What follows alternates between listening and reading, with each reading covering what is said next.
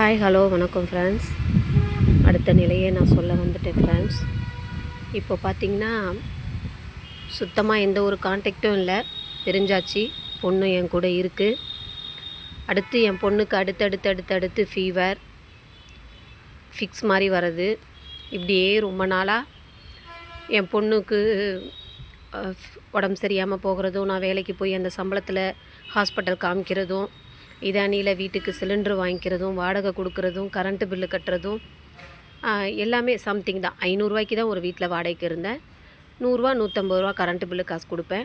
1000 900 cylinder வாங்குவேன். அப்புறம் நான் அக்கா வண்டியை யூஸ் பண்ணதுனால அதில் பெட்ரோல் போட்டுக்குவேன். அப்போல்லாம் என்கிட்ட பட்டன் செல்லு தான், இந்த மாதிரி டச் செல்லாம் கிடையாது, ஒன்லி பட்டன் செல்லு தான். அப்போ அம்மா வீட்டுக்கு வருவேன். காலையில் மார்னிங் எப்போதும் என்னோடய ரன்னிங்காக இதில் இடையில யாரை பார்த்தாலும் அந்த மிஸ் ஆன மேட்டர் சொல்லி கொஞ்சம் ஃபீல் பண்ணி ரொம்ப அழுவேன். நைட்டானால் அழுவேன். பிள்ளைக்கு ஏதாவது இருக்கும்போது ரொம்ப அழுவேன். அப்போல்லாம் சைக்கிள் தான், வண்டி கிடையாது ஃப்ரெண்ட்ஸ்.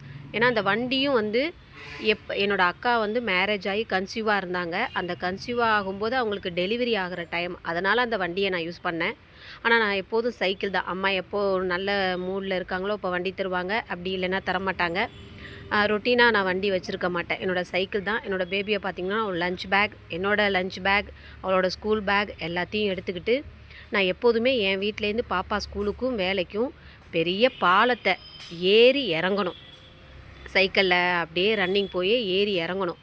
அப்போல்லாம் நான் எந்திரிச்சு மிதிப்பேன். என் வீட்டில் எந்த அளவுக்கு சமத்தாக இருந்தனோ அந்த சமத்தை எனக்கு ஒரு விதத்தில் கை கொடுத்தது. என்ன நானே தான் காப்பாற்றிக்கிட்டு வந்தேன். ஒரு நேரம் மட்டும் அம்மா வீட்டில் அந்த நைட் டைம் எதுவும் சாப்பாடு இருந்ததுன்னா சாப்பிட்டுட்டு போய் தூங்குவேன். அம்மாவை பார்ப்பேன், தம்பியை பார்ப்பேன். அக்கா மேரேஜ் ஆகி போயிட்டாங்க, அப்பா வெளிநாட்டில் இருந்தாங்க. 2 பேரையும் பார்த்துட்டு போவேன். அப்போ தம்பி செஞ்சதெல்லாம் என் பொண்ணு சொல்லி ரொம்ப ஃபீல் பண்ணோம். இந்த மாதிரி சண்டை சச்சரவு இதெல்லாம். அதுக்கப்புறம் தான் நான் தனியாக இருக்கும்போது தான் அந்த மூக்கில் சர்ஜரி ஏற்பட்டுச்சு. அப்போ தான் தம்பியை சொல்லும்போது அம்மா என்னை திட்ட ஆரம்பித்தாங்க. அப்புறம் அக்கா என்னோட கன்சீவாக இருக்கும்போது அக்காவுக்கு ஃபோன் அடிப்பேன். எனக்கு எப்படி இருக்குன்னு அவங்க ஃபோன் அடிப்பாங்க.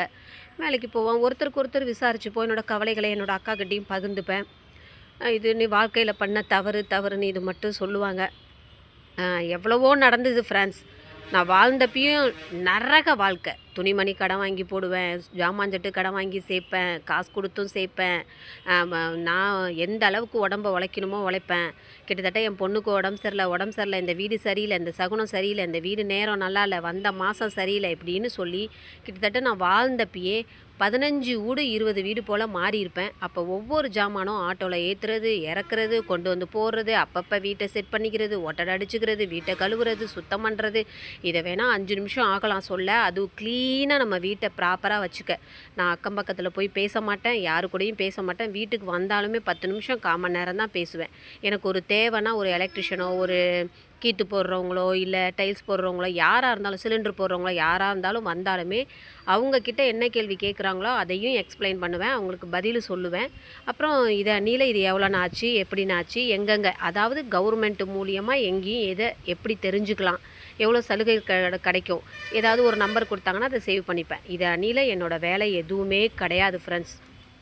இதான் நான் ஒரு 4 வீடு வேலை பார்த்தேன். அதிகாலையில் 4 மணிக்கு எழுந்திரிச்சு ஒரு 3 வீட்டு வாசலை கூட்டி கோலம் போட போவேன்.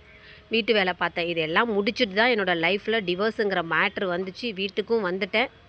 வீட்டுக்கு இப்போ அக்காவுக்கு டெலிவரி ஆக போகுது. அப்புறம் நான் அந்த வீட்டில் ரொட்டீனாக வாழ்ந்துட்டு இருந்தேன் இல்லைங்களா. அடுத்த கதையில் சொல்கிறேன். Tata, bye, see you. முக்கியமாக நீங்கள் ஷேர் பண்ணாலும் சரி, சப்ஸ்கிரைப் பண்ணாலும் சரி, எனக்கு அதை பற்றி தெரியல. கமெண்ட் பண்ணுங்கள். நான் பேசுகிறது இதில் ஏதாவது தவறுகள் இருந்தால், இதில் ஏதாவது நீங்கள் குறைகள் இருந்தால், உங்களுக்கு ஏதாவது டவுட் என்கிட்டேருந்து தெரிஞ்சுக்கணும் இருந்தால் தயவு செஞ்சு கமெண்ட் பண்ணுங்கள் ஃப்ரெண்ட்ஸ். தேங்க்யூ. டாட்டா, பாய்.